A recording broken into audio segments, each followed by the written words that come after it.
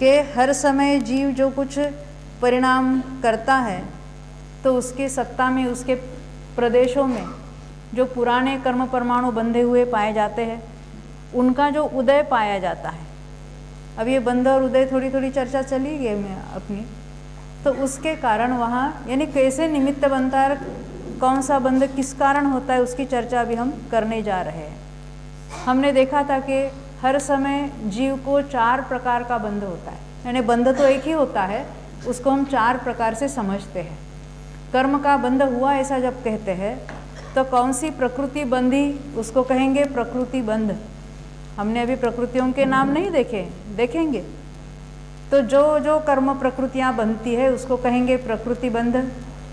प्रत्येक कर्म परमाणु के जितने नंबर ऑफ परमाणु बनते हैं संख्या, उसको कहेंगे प्रदेश बंध। प्रत्येक परमाणु में किस समय उदय में आना उसकी स्थिति कहलाती है, उसको कहेंगे स्थिति बंध। और उसमें फल देने की जो शक्ति है, किसी में कम है किसी में अधिक है, तो उसको कहेंगे अनुभाग बंध। बंधने के समय ही ये सब निश्चित होता है। ये ज़रूरी नहीं है कि जैसा बंधा है वैसे ही उदय में आवे। क्या कहा? जैसा बंधा है वैसा ही उदय में आवे, ऐसी कोई ज़रूरी नहीं है, क्योंकि बंधने के बाद उसमें बहुत उथल पुथल होती रहती है कर्मों के परमाणु, और ये हमें पता नहीं है, हमें तो बंध का भी पता नहीं है। तो ये बंध कैसे होता है, क्यों होता है, और उसमें ये जो 8 ही कर्मों का बंध हो रहा है और प्रत्येक का अपना अपना काल पूरा होने पर उसका उदय भी होता रहता है, तो ये उदय भी चल रहा है, नया बंध भी चल रहा है, फिर उदय नया बंध, उदय नया बंध, ये तो चलता ही रहा है। हर एक समय भी फुर्सत नहीं है, हर समय नया नया बंध हो रहा है। और हर समय की बात है, मरने के बाद भी दूसरा भाव धारण करता है, बीच में 1 2 3 समय चले जाएंगे तो भी वहाँ भी कर्म का बंधना और छूटना चल ही रहा है। तो इसमें से छूटने का कोई तरीका तो होगा कि नहीं होगा, क्योंकि हम जो उपाय कर रहे हैं मोक्ष के लिए और छूटने के लिए, तो क्या ये सोचने की अभी इस समय अवसर या संधि आई है, हमें समय अभी आया है कि क्या जो हम अभी तक उपाय कर रहे हैं वो सही है कि नहीं है? क्यों?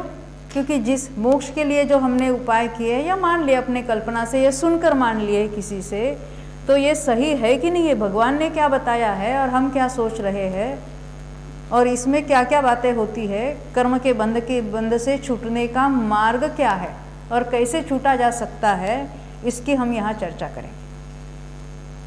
क्योंकि छूटने का कुछ ना कुछ मार्ग तो होना ही चाहिए, और हमने वो मार्ग क्या माना था, तो कुछ पूजा पाठ करेंगे, दयादान करेंगे, यात्रा करेंगे तो हमें अच्छा मोक्ष के प्रति हम थोड़े अग्रसर हो जाएंगे, ऐसा लगता था।